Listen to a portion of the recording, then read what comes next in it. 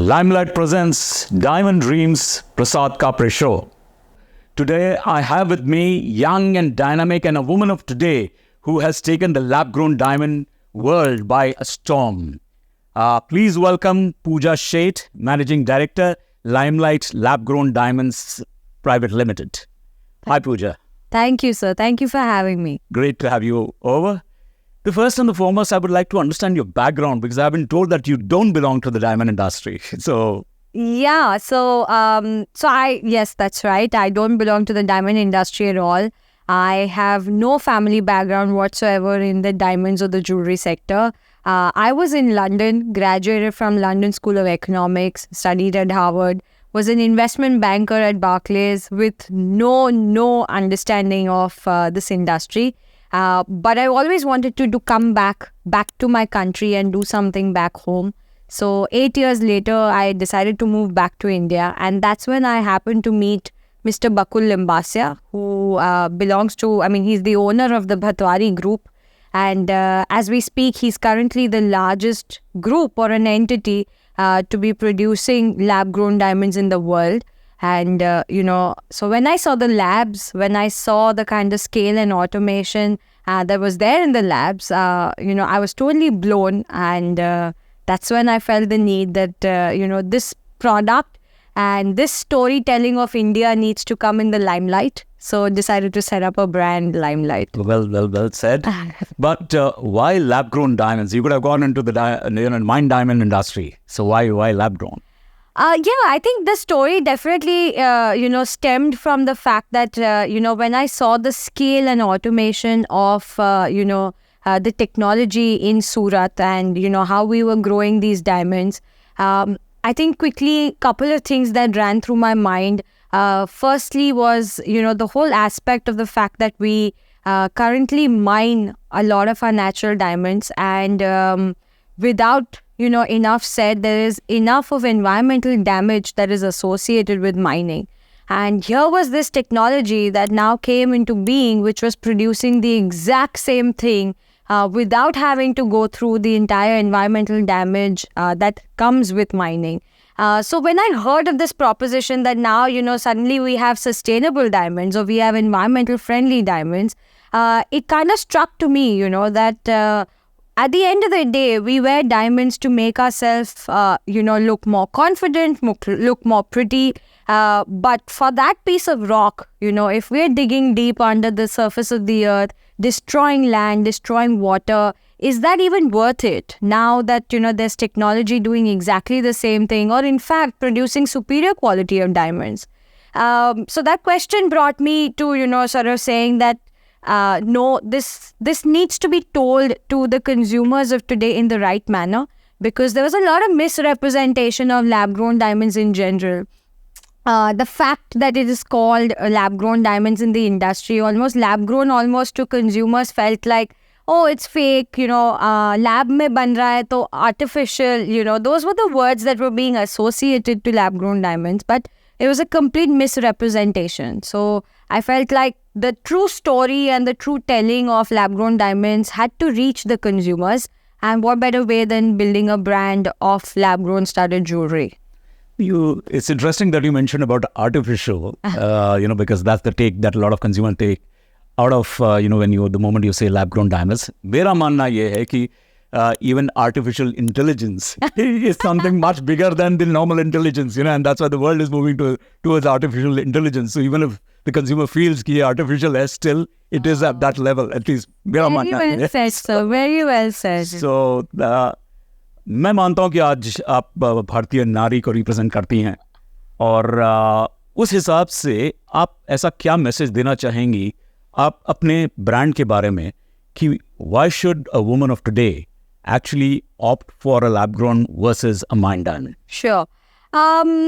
Now that we officially belong to Bharat and as a Bharatiya Nari, I think something that really, even from the beginning of establishing Limelight, what I got associated with was the fact कि पत्थर से हीरा बनाने का काम सालों से India ने किया हुआ है, right? The cutting and polishing of all diamonds have have always, majority of it has happened in India.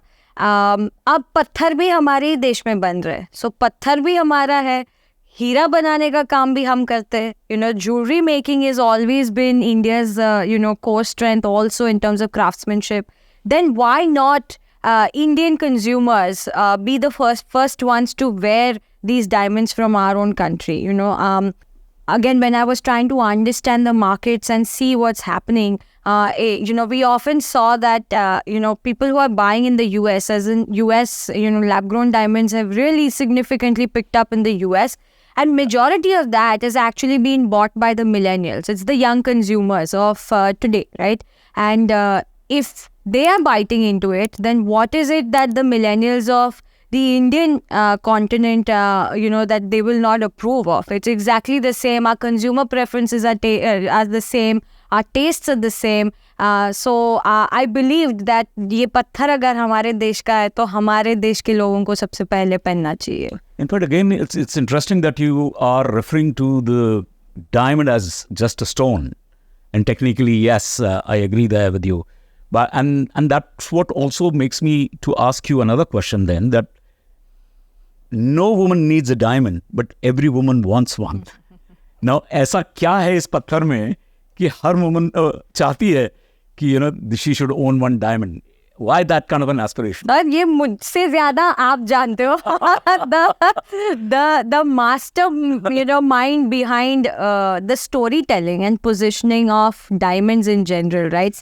It is an aspirational category that has been built in our minds by the sheer sense of the positioning of the product. And I think now that is something that we can't take away from. Abhi, Sure. हमारे सबके दिमाग में, thanks to the natural diamond industry and thanks to masterminds like y'all in marketing, that we are convinced that this product genuinely makes us feel more confident and more pretty than we already are. Sure. But I think there are lots of different things that are now changing in the mindset of a woman of today. One is that we don't need a heat to buy us a diamond anymore. We love to buy our own diamonds and enjoy our own diamonds. Sure. Secondly, back in the day, diamonds were always sort of referred to, from a wedding perspective. Especially in, of course, Western concept brought to India, but even till today, majority of the families think of diamonds or purchasing diamonds only when it's got to do with weddings. But that consumer taste is also changing. Girls of today are looking not just from a wedding perspective, but want to wear diamonds on a regular basis also. Want to have their studs when they go to office meetings, want to have stackable rings that they can afford when they're getting promoted, want to gift their mothers on Mother's Day with, small diamonds or a nice bracelet for their mothers, so on and so forth. So I think there are more than one events which now, consumers are sort of preferring buying diamond jewelry as opposed to before. Yes. Secondly, I also feel that the concept of jewelry preference is also changing in the sense minimalism, less is more. In everything that we see, we always see consumers are moving on to being more value conscious and less is always more for them. So being more minimal, being having jewelry that I can adorn on a regular basis as opposed to having big chunkier sets of jewelry that later sit in my lockers. I think the woman of today prefers more of the everyday luxury aspect. Okay. Well, you did mention about the positioning of diamonds.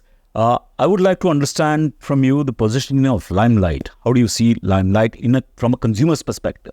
Sure. So Limelight, the way we look at it is we are here to establish India's largest sustainable luxury brand offering sustainable diamond-studded jewelry. The